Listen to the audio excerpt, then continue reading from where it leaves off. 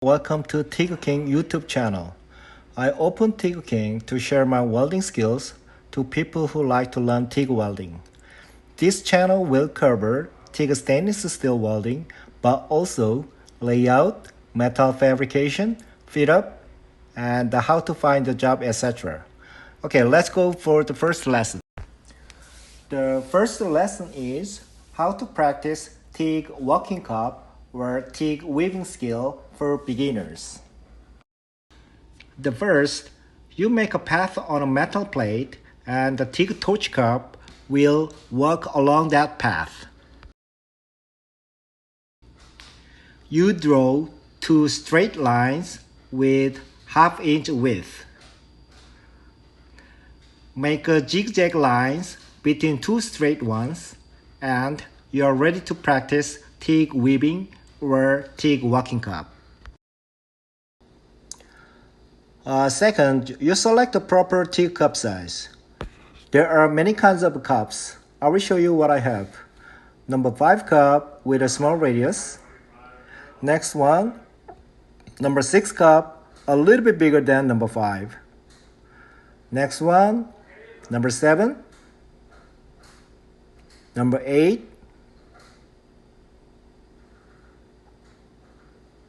number 10, number 12. As you see, higher number, bigger radius. My favorite cup is number 10 when I do pipe welding. I will show you why I prefer a big cup rather than a small one like a number 5. The distance between the lines is half-inch. This is a number 5 cup. The half of its circumference seems to be half-inch.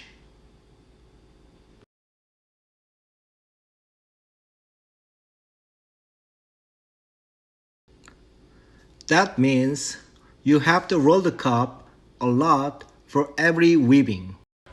As you see, it is hard to roll and touch each line, and your wrist should move a lot. Eventually, your arm will get tired very soon. That's why I avoid using a small cup when I do weaving or walking cup. On the other hand, you see number 10 cup. Only a quarter of a circumference looks half-inch. So, you just roll it a little bit to reach half-inch width welding path.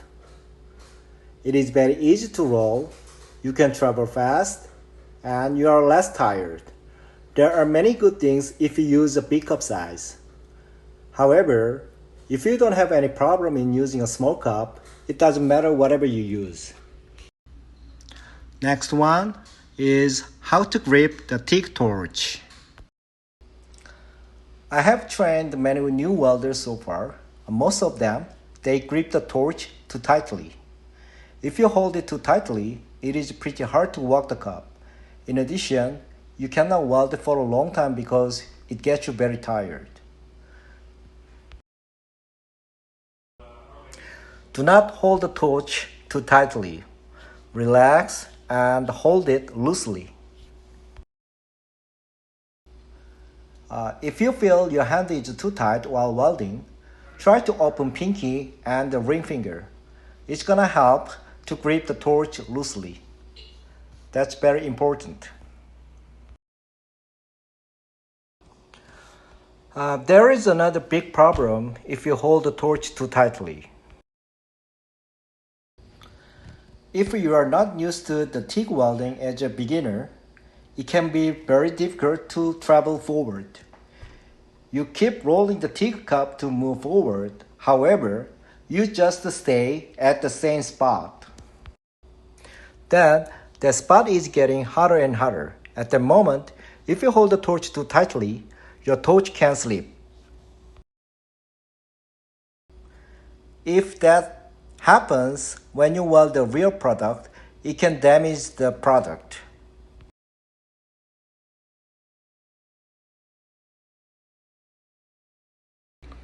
Once again, Holding the torch loosely is very important. I understand it is very hard for beginners, but please keep in mind everyday practice will help you hold the torch loosely.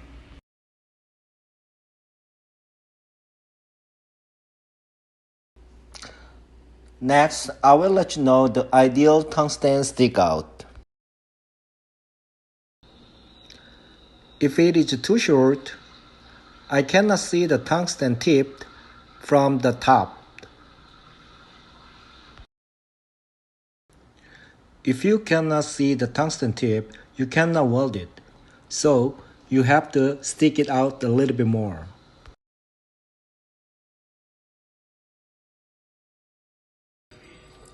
You pulled it out too long this time.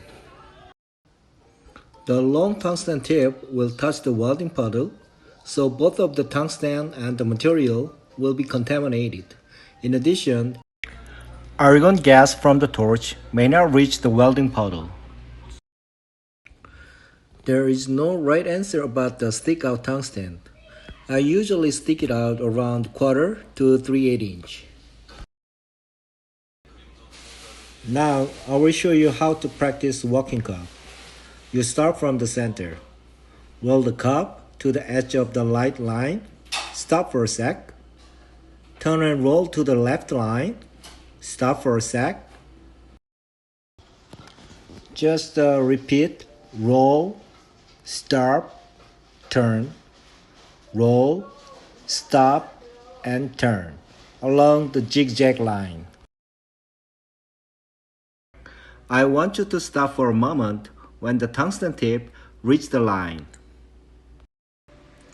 When you do a real welding, it is better to give time for the puddle to fill each edge. Today's key point. This is very important. First, you must keep the tungsten tip close to the material. I recommend to keep it around 116 to 332. Second one, you must keep the distance between the tungsten tip and material consistent. Always should be consistent. When you roll and turn the cup, the distance between the tip and material should not be changed. Keeping it consistent is a big challenge to people who are not used to walking cup. As you see, most beginners lift up the tip when they change the cup direction. So tungsten tip goes up and down, up and down, up and down.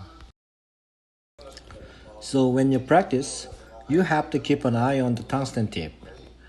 If it goes up and down, you try to keep it consistent. Please keep practicing until you can do it comfortably.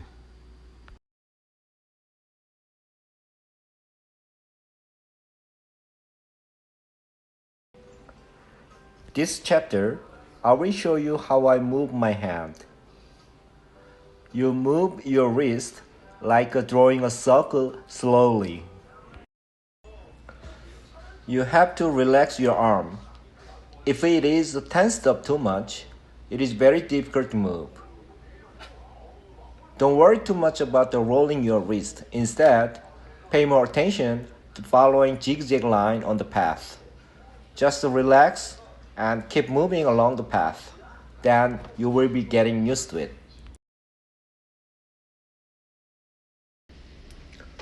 Once your body remembers your wrist movement, you can walk the cup very fast.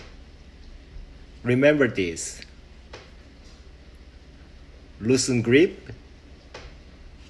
Keep consistent distance between the tungsten tip and material. And endless practice. If you don't have a metal plate, you can use a notepad. Like you made a walking path on the metal plate, make the same walking path on the notepad. One good thing with the notepad, you can check your walking mark on the paper. If the pitch is consistent, you're doing good. If not, you need to practice more. Next, I will show you my walking cup through an arc shaft. Now you are ready for the real practice. About the welding amperage, the plate is a quarter thickness, so I set around 110. If it is a 1/8 thickness, I would set around 90 amperage. Your eyes focus on the welding puddle and the tungsten tip. Try to keep the welding puddle size consistent. The moment the puddle touches the line, you turn and roll the cup to move on the other line. Try not to lift up the tungsten tip when you turn and roll the cup. No rush, relax your arm, keep the same travel speed and pitch. If possible, try to move forward as much as you can. As you see, the welding color is bright and the heat affected zone is narrow. That means the travel speed is good. Welding pitch is consistent. I hope you practice a lot and do it like this. If you think my first lesson helped you, subscribe and like please. Next lesson, how to feed TIG wire, will be uploaded soon. Many people ignore the importance of feeding TIG wire. If you ask me which one is more important between the TIG torch working and TIG wire feeding, I would say feeding wire is way more important. Please look forward to the next lesson, how to feed TIG wire. Thank you.